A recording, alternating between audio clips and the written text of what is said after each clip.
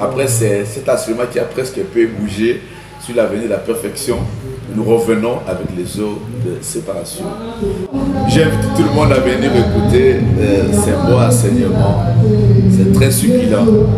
Non, vous ne pouvez pas prêcher la parole de Dieu et ça ne blesse pas quelqu'un. La parole, c'est la vérité, c'est le but.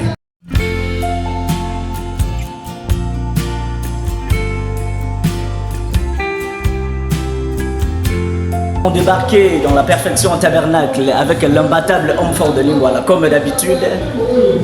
Bonjour, révérend Franck Salomon Zungu. Bonjour, mon frère Maurice. Cher pasteur, il y a passé quelques semaines, vous avez lancé un enseignement sur l'avenir de la perfection au tabernacle.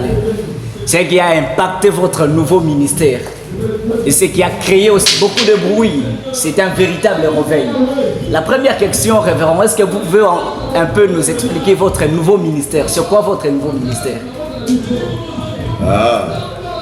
Merci mon frère, je pense que comme l'autre fois, je voulais te rectifier sur ce que vous avez dit que je suis imbattable.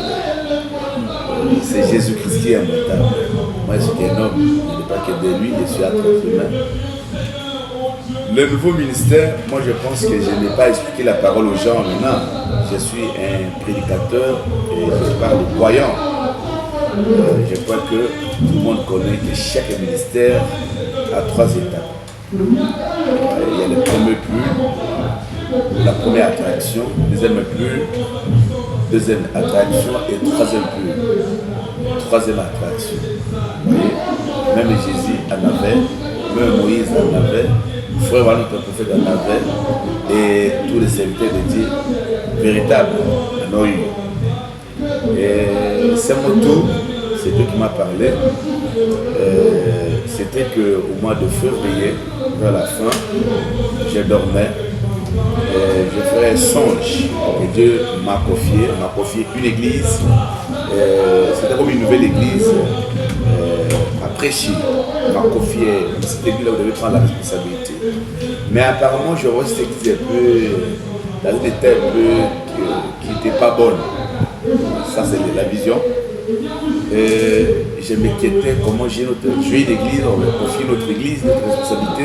Un débat là, et finalement, j'ai accepté, j'étais convaincu, concerné. Et je me suis vu venir du haut de la chair, j'ai déposé ma Bible, mes brochures, mes notes, et j'ai écrit sur le tableau une délivrance totale. La délivrance totale, 2 points, les eaux de séparation. Et la vision est partie. Je ne comprends pas, ça veut dire quoi? Ça m'inquiétait. Je me dis, mais comment cette église est là? Je vais quitter mon église pour aller ailleurs. Avec tout ce que nous traversons. Alors en priant, le Saint-Esprit est venu m'éclairer. Non, ce n'est pas une autre église. C'est ton église, mais c'est un nouveau ministère. Et tu vas prêcher sur les eaux de séparation. Quand j'ai pris la parole, je suis comme Ruth, la Moabite. Je suis allé glaner dans les champs de Boaz, qui est le prophète du temps de la fin. Et j'ai lu les eaux de séparation que Frère m'a prêché 2 fois et d'autres prédications. Le Saint-Esprit m'a inspiré. J'ai compris que c'est la délivrance, c'est l'expiation, c'est la parole de Dieu. Et voilà. Après cet enseignement qui a presque peu bougé sur l'avenir de la perfection, nous revenons avec les eaux de séparation. Ce n'est pas peut-être séparer avec quelqu'un, tout ça. Non, c'est l'expiation, c'est la parole. Voilà. Donc, d'autres contenus, nous invitons déjà le frère à venir massivement pour écouter.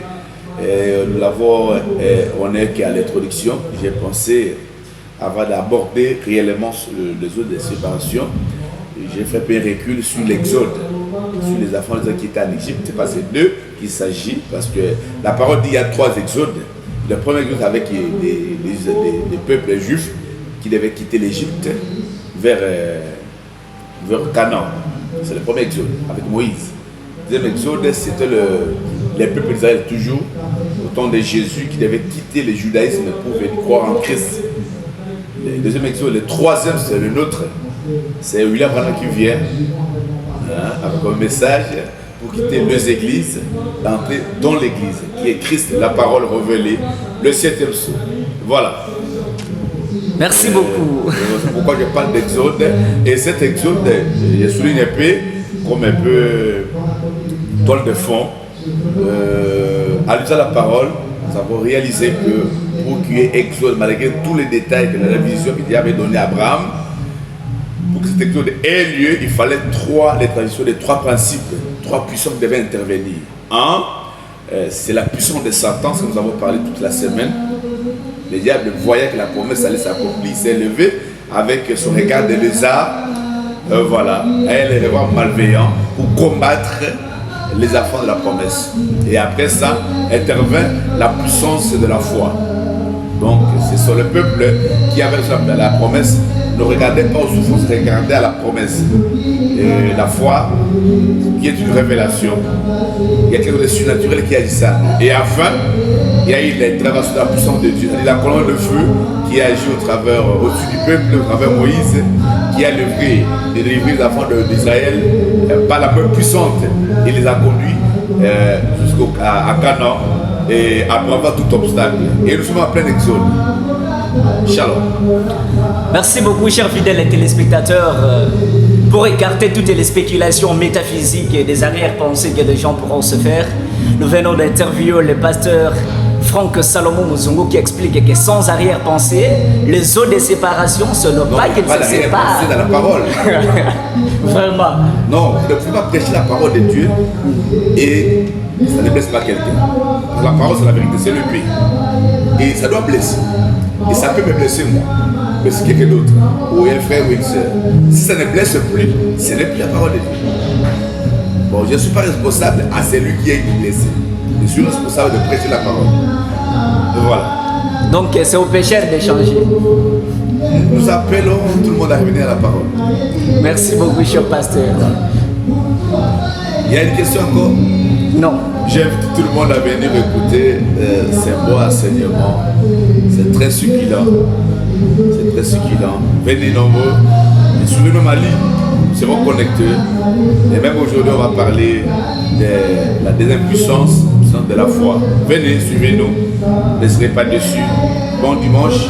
Que Dieu vous bénisse. Et de très sincères condoléances à tous nos frères et sœurs éprouvés. Et surtout à la famille Landroussal. Shalom.